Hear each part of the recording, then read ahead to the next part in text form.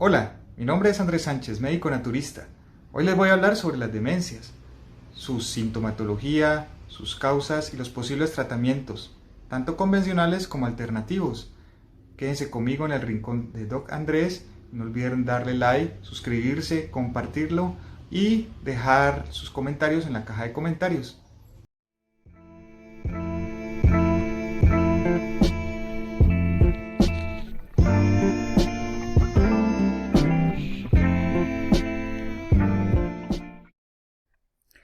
La enfermedad de Alzheimer, la demencia frontotemporal, la demencia vascular y la demencia por cuerpos de Lewy son los 4 tipos de demencia más frecuentes, lo que no quiere decir que no existan otro tipo de demencias. En realidad hay de varias formas que se pueden presentar, incluso de origen infeccioso, como puede ser una neurosífilis, por el VIH, de origen crónico, como puede ser un alcoholismo, por algún trauma craneoencefálico del pasado severo que la persona haya tenido, con el tiempo puede generar una demencia, entre muchas otras.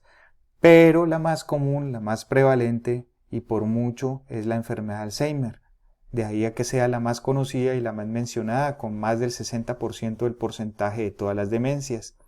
Ellas pueden compartir sintomatologías, es más, incluso pueden presentarse combinadas entre dos demencias. Por decir, uno puede tener una demencia vascular y una demencia por Alzheimer. Pueden haber una combinación. Pero hay ciertos síntomas que prevalecen más en unas demencias que en otras. Por ejemplo, la demencia por cuerpos de Lewy es más común las alucinaciones visuales. En las demencias frontotemporales son más comunes las desinhibiciones de la persona. Pero vamos a mencionar algunas sintomatologías que van mucho más de los olvidos, por eso el nombre del video, porque muchas personas relacionan a la demencia simplemente con que hay muchos olvidos, con incapacidad para recordar las cosas, pero en realidad hay muchos otros síntomas que pueden presentarse o signos que nos pueden indicar que una persona pueda estar sufriendo de demencia. Inicialmente vamos a ver cómo se presentan o cuáles son las causas de la demencia. En las demencias tenemos una estructura que básicamente es la que se termina afectando, que son las neuronas. Aquí vemos una neurona que se comunica una con otra por intermedio de un axón. Al final del mismo hay una pequeña hendidura que hace que se comunique una neurona con otra por intermedio de unos neurotransmisores. Esto forma una red neuronal y este equilibrio neuronal se logra gracias a los astrocitos y las microglías. En la enfermedad de Alzheimer o en las demencias termina afectándose básicamente una estructura llamada hipocampo que vemos aquí representada dentro del cerebro. Pero también tenemos que el cerebro, debido a la pérdida neuronal, pierde mucha masa, como vemos en esta imagen en comparación del cerebro normal con uno de Alzheimer. Entonces pierde tamaño debido a que las neuronas van muriendo. Hay dos proteínas que básicamente son las causantes o que se han visto reflejadas en esta enfermedad, que son el beta amiloide y la proteína tau. La proteína tau lo que hace es que se acumula dentro de las neuronas formando unos ovillos, mientras que el beta amiloide forma unas placas por fuera de las neuronas. Esto evita que haya una buena conexión neuronal y por tanto la señal se va perdiendo. A medida que se va acumulando más estas proteínas en muchas neuronas, entonces obviamente se va a ver más afectada la persona. Esto básicamente es un mecanismo descrito, pero también hay otro muy importante que son problemas vasculares a nivel del cerebro, en los que hay una menor oxigenación, llegan menos nutrientes, se presenta también problemas con la glucosa y esto hace que haya una pérdida o un buen funcionamiento de las neuronas que ya no se va a presentar debido a que también se presenta un desequilibrio entre los astrocitos y las microglías y de esta forma pues hay un deterioro, sobre todo a nivel del hipocampo como lo mencionamos, que es una estructura muy importante que vemos aquí representada dentro del cerebro, que es la que nos ayuda a conectar los recuerdos recientes y volverlos mandarlos a largo plazo. De esta forma se presentan pérdidas de memoria dificultad para tomar decisiones y problemas del lenguaje. Esta se constituiría en la tríada principal de los pacientes con demencia, en los síntomas principales. Básicamente porque hay una desconexión de las neuronas con el mundo exterior.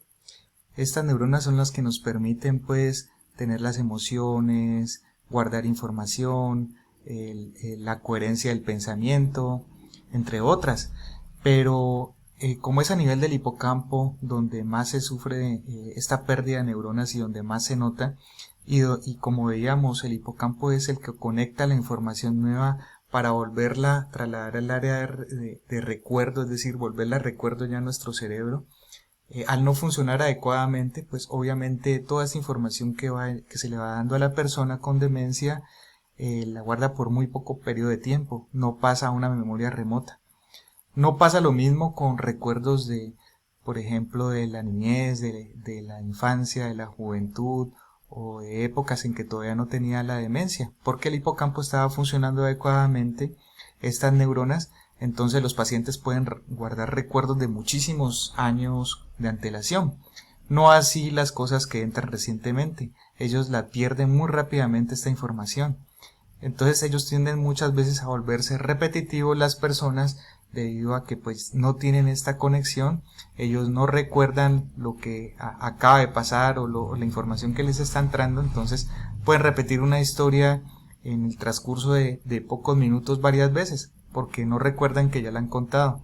Entonces esta es una de las partes que se vuelve muy común en los pacientes con demencia. También tienen problemas con el lenguaje, entonces por ejemplo ellos pueden ver una puerta y en su momento no recordar que eso se llama una puerta. Simplemente pueden decir, ábrame ahí la cosa esta, y se les va la palabra, entonces se quedan ahí como repitiendo y no pueden recordar palabras básicas, por ejemplo una cuchara, unas llaves, entonces les empiezan a poner sobrenombres o la llaman como la cosa o tráigame eso, o tráigame, porque sencillamente se les dificulta hacer este tipo de conexiones neuronales, debido pues a los problemas que ya hemos descrito. Estos serían las principales problemas o sintomatología de esta tríada que les comenté, pero vamos a ver qué otros problemas se pueden presentar. ¿Y cuáles son estas otras sintomatología o problemas que se suelen tener? Uno de los principales es la dificultad para hacer actividades diarias, y por esto se vuelven muy dependientes de las personas o personas que lo cuidan, porque actividades tan sencillas como vestirse, incluso deambular, ir al baño, incluso comer, obviamente cocinar, son cosas que se les dificultan mucho. Otra alteración común es los cambios en el sueño. Pueden haber incluso hasta sueños vividos, es decir, pesadillas que en la noche que los vuelven incluso agresivos, o pueden sufrir caídas, pueden tener síndrome de las piernas inquietas, esto de que las piernas empiezan a moverse y no pueden parar de hacerlo. Ellos pueden describirlo como dolor, incluso calambres o hormigueo en las piernas. Puede haber también dificultades relacionadas con que se levantan mucho durante la noche, sobre todo a orinar en el baño. Entonces hay que tener mucho cuidado, sobre todo con las caídas, porque suelen levantarse somnolientos. Pueden haber otro tipo de problemas como el apnea del sueño, que es dificultad para respirar en las noches. Incluso pueden llevar esto a que más adelante se les trate con CPAP, que es para un aparato que es para ayudarles pues con la respiración, y que sean mucho menos estas apneas obstructivas del sueño que conllevan pues a despertares como con desesperación, con la sensación de que se están quedando ahogados, entre otros problemas a nivel del sueño. Pues obviamente dificultades para dormir son comunes.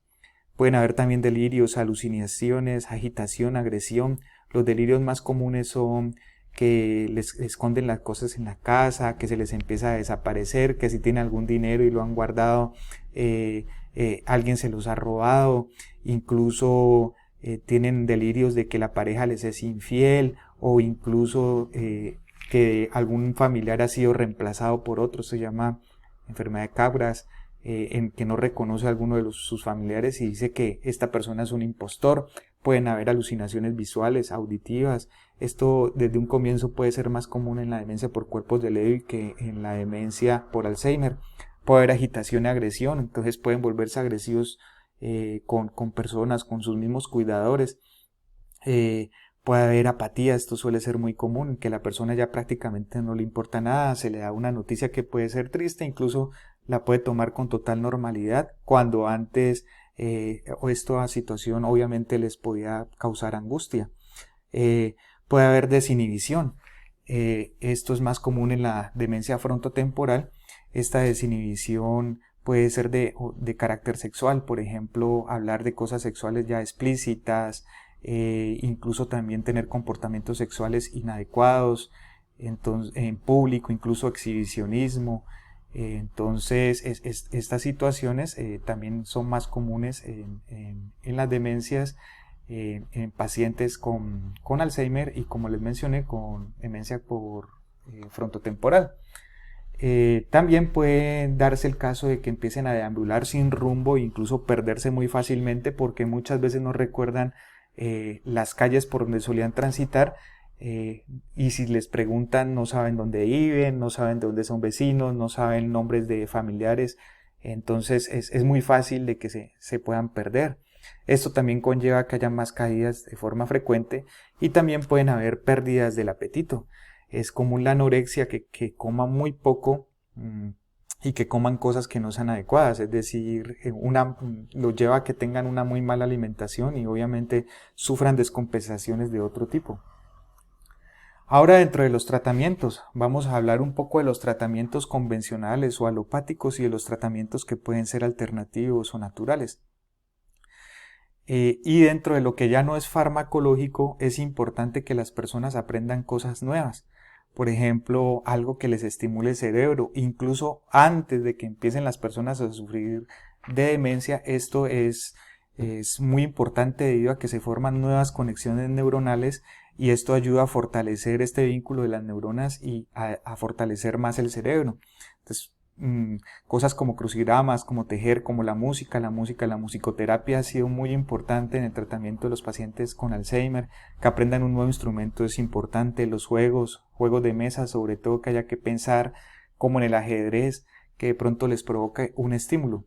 Terapia cognitivo-conductual son terapias que incluso se hacen con los cuidadores, pues para que aprendan los cuidados básicos, valga la redundancia, de los pacientes con Alzheimer, para que tengan en cuenta pues los problemas que se pueden ir presentando, cómo irlos solucionando, qué terapias se pueden hacer, terapias de relajación incluso, para poder sobrellevar mejor la enfermedad. Tenemos también que las caminatas y el ejercicio físico es muy importante, debido a que esto retrasa no solo los problemas cognitivos de desarrollo, sino también pues obviamente la parte motora, que se va restringiendo poco a poco. Es muy importante el ejercicio, se dice que lo ideal sería 30 minutos al día, pero pues con algunos pacientes se tiene la dificultad de problemas motores para movilidad, pero de todas formas, así sea con bastón o con asistencia, es importante que a diario se hagan caminatas.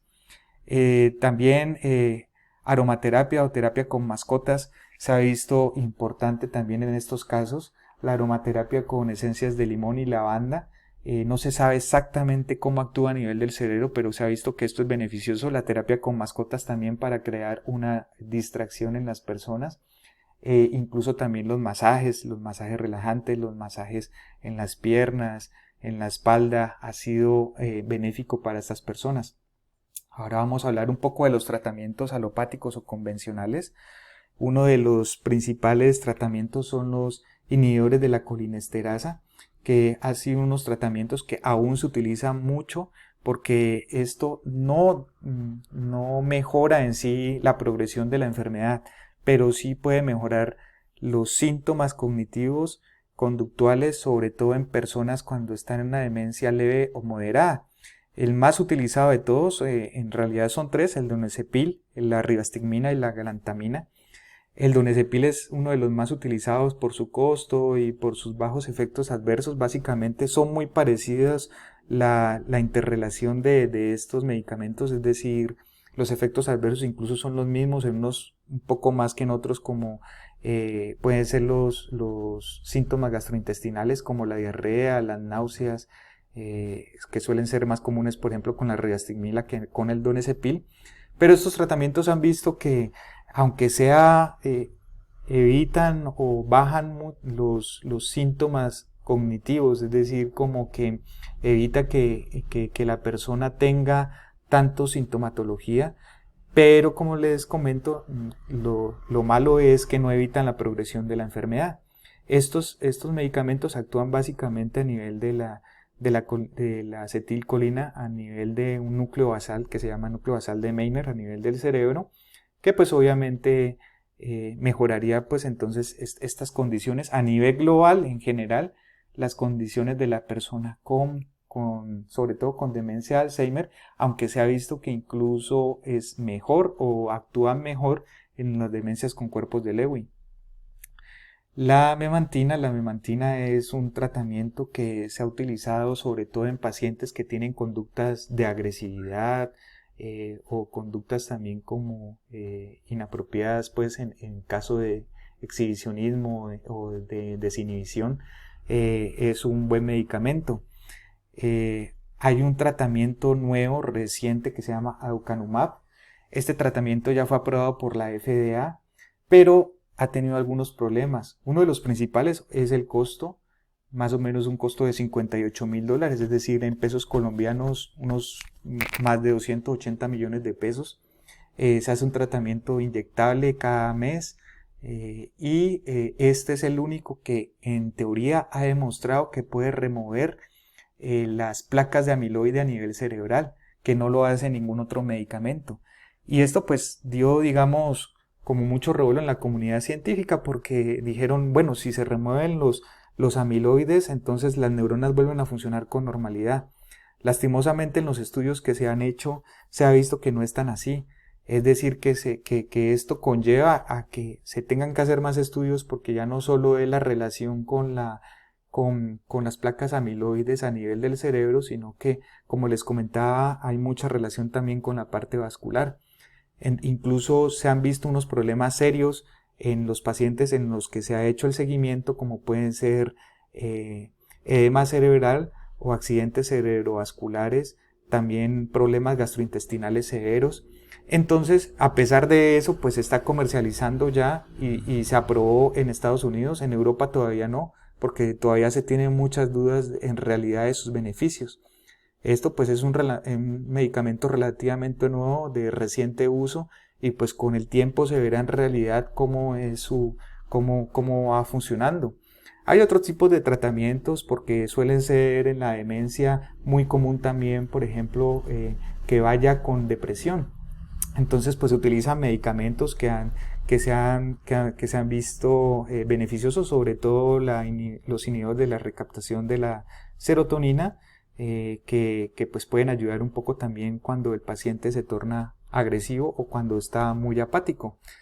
También hay otros medicamentos para inducir un poco el sueño, como es la trazodona, que también se ha visto algunos beneficios, incluso la gabapentina, sobre todo cuando son pacientes que han tenido antecedentes de herpes zóster y que todavía pues tienen algún tipo de molestia por esta enfermedad.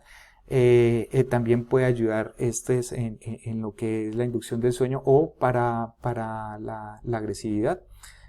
Son tratamientos pues que entre otros son como coayudantes en estas situaciones. Ya dentro de lo que es tratamientos naturales tenemos el aceite de krill. Básicamente este es mucho como para prevenir el Alzheimer, porque da unos ácidos grasos saludables a nivel no solo obviamente del cerebro, sino de todo el organismo. El krill es un pequeño crustáceo del que se alimentan peces, por ejemplo, como el salmón. De ahí obtienen el omega 3. Entonces, si obtenemos el aceite de krill puro, obviamente tenemos un omega 3 puro. Esto pues se ve con muchos beneficios, no solo a nivel cerebral, sino también, por ejemplo, cardiovascular y en evitar arteriosclerosis. Tenemos sueros homeopáticos ortomoleculares, ya por experiencia propia, pues sueros como el quelante, que evita formación de placas arterioscleróticas a nivel de todo el organismo. Obviamente también podemos hablar del cerebro y esto mejoraría la circulación, como lo es también con el suero oxigenado. El cóctel de Meyer, que es un cóctel de varias sustancias, entre ellas vitamina C, puede estar el magnesio, el ácido pantoténico, que ayudan a evitar la enfermedad del Alzheimer y otras enfermedades neurodegenerativas. Está glutatión, que es un antioxidante muy poderoso, que actúa a nivel también de todo el organismo, el antioxidante maestro, como se le dice, las megadosis de vitamina C, el suero antioxidante de Riordan, que este es con ácido alfa-lipoico y con vitamina C, con megadosis, que también contribuye mucho pues como un gran antioxidante, no solo a nivel cerebral, sino de todo el organismo. Entonces estos son sueros homeopáticos o ortomoleculares, que quiere decir que es a altas dosis de algunos tipos de sustancias que se pueden utilizar con buenos resultados, sobre todo cuando queremos prevenir.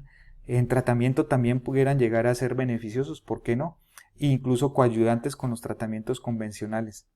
Hay tratamientos también ya por laboratorio, como es este que se llama Neuroserine Elite, que es básicamente la fosfatidilcerina, vitamina A y lecitina de soya, que no solo ayuda con la parte cerebral, a estimular la parte del cerebro, como a dar más vitalidad y a evitar que haya una progresión en la parte cognitiva de deterioro, sino que ayuda también la presión arterial, ayuda coayudante cuando el paciente tiene depresión o ansiedad y mejora los miedos que a veces genera este tipo de enfermedad.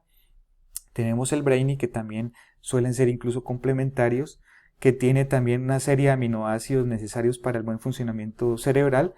Aparte de lo que hace el otro, también mejora la irrigación sanguínea cerebral, promueve también estados de alerta y vitalidad, regula la presión arterial y mejora incluso la visión y la audición, evitando la aparición de cataratas.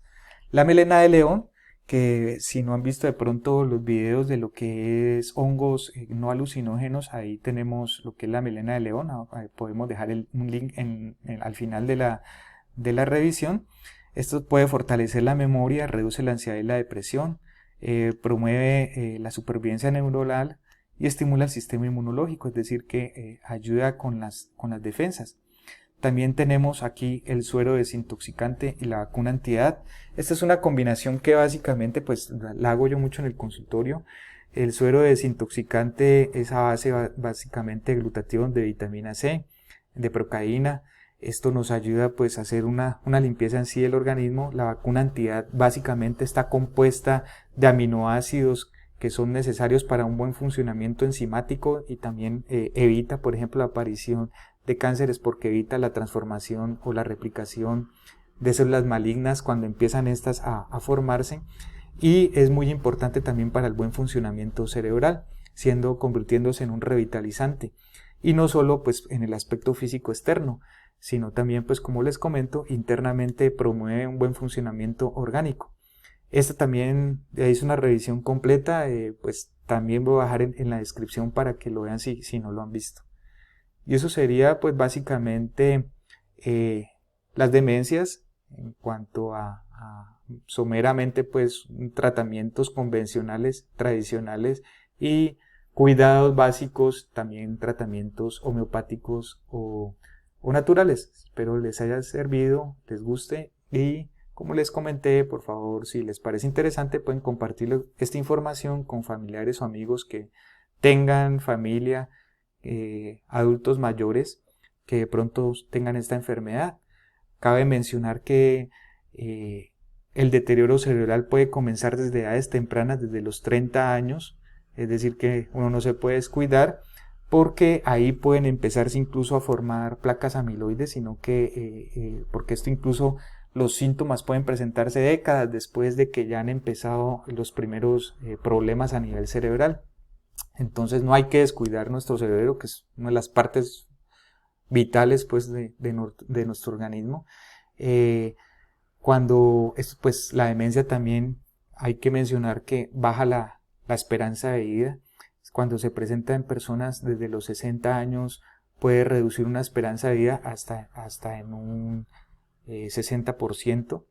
Cuando se presenta en mayores de 90 años puede reducir la esperanza de vida hasta en un 40%, esto ya es bastante, debido pues al rápido deterioro que puede llegar a presentarse. Pero hay demencias que pueden presentarse desde edades muy tempranas, como los 40, los 45 años, pueden empezarse a presentar algunas demencias, por ejemplo las de tipo infeccioso, o incluso demencias vasculares, o incluso demencias posteriores a un trauma. Entonces es por eso que el llamado es pues a tener cuidado con nuestro cerebro, a estimular lo más que se pueda, a tenerlo activo todo el tiempo, para evitar llegar a una degeneración en unos estados en que ya pues prácticamente la enfermedad es irreversible o que pues ya es muy difícil el tratamiento. Hay que darle tiempo al aducanumab, como les mencionaba, vamos a ver cómo va evolucionando en el transcurso de los años, porque no hay otra forma sino darle la espera a ver cómo funciona. Pero pues también les menciono una serie de productos naturales que pudieran llegar a servir, más que todo también hablando de lo que se trata de la prevención. Bueno, muchas gracias y nos vemos en una próxima revisión.